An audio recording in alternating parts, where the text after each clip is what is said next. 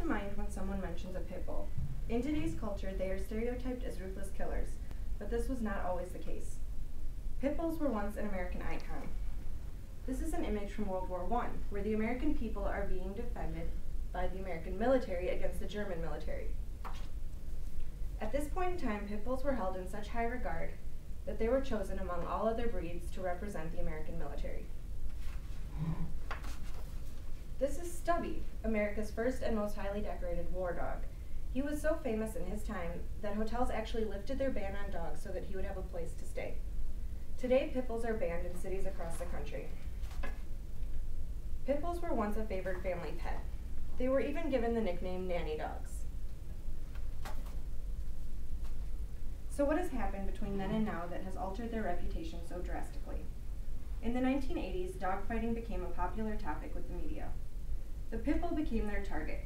Instead of focusing on the people behind the fights, the public chose to focus on the animals being ripped apart in the middle of them.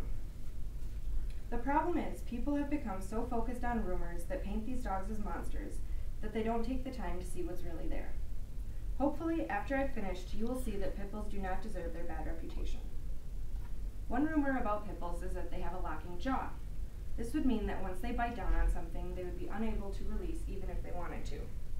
My father owns a pit bull, and I have personally pried his mouth open when he gets a hold of something he shouldn't have.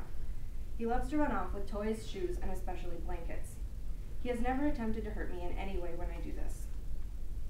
Perhaps the worst rumor about pit bulls is that they are naturally aggressive and driven to kill. It is a dog's owner and environment that determines their behavior, not their breed. There are very few cases where a dog is just naturally mean. If a dog is aggressive, it can usually be traced back to how they were raised. Another major problem for pit bulls is that they are seen as monsters rather than victims where dogfighting is concerned. The training fighting dogs go through is horrific. They are deprived of human contact, starved, beaten, and abused. This is how their owners turn them into killing machines. I think it's safe to say that this kind of treatment would make anyone mean, whether it's a pit bull, a Yorkie, or a person. There is no positive outcome for a dog once it is forced into the fighting world. If it loses, the dog will be beaten and possibly killed by its owners. If it wins, the dog will be forced to fight over and over again until it either loses or dies from its injuries. If confiscated by the police or rescued by a shelter, the dog will most likely be euthanized. Most shelters don't try to rehabilitate fighting dogs. In order for pit bulls to lose their undeserved bad reputation, people need to see the dogs for who they really are and not who the media portrays them as. If you look into the history of this breed, you will see that even though they have a strong prey drive, they have always made great companions for people. They are amazing with children and protective of their family. I currently have several friends that have both pit bulls and infants in their homes. The only thing these babies are in danger of is being licked to death. Although it is seldom, if ever, mentioned in the media, pit bulls excel in a number of roles that have nothing to do with fighting. They are trained for search and rescue, therapy, as well as bomb and drug sniffing.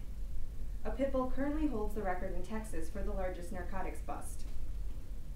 The media and public alike need to stop blaming these dogs for the violence and aggression related to fighting.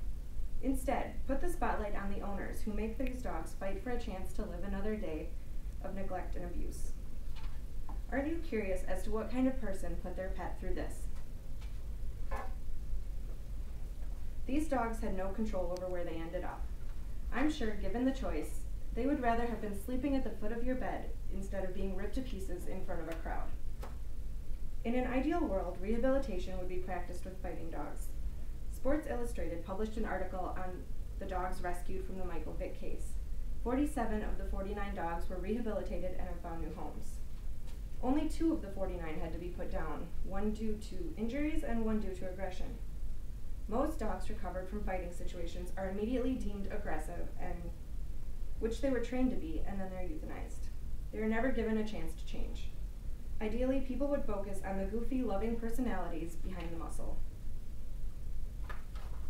I would like to introduce my dad's dog, Cyrus. We adopted him 5 years ago from the Humane Society. He was 1 or 2 years old at the time. He enjoys sleeping, eating, cleaning kittens, and chewing on blankets. He is terrified of plastic bags, and the only thing I've ever seen him attack is the vacuum cleaner. He has also appointed himself guardian of my 4-month-old nephew. Imagine if more people pictured images like this when they thought of pit bulls. How many of these dogs would lead better lives? Which reputation do you think they really deserve, lover or fighter? In closing, I ask that you consider the information I have presented here today. Next time you encounter a pit bull, treat him or her like you would any other dog.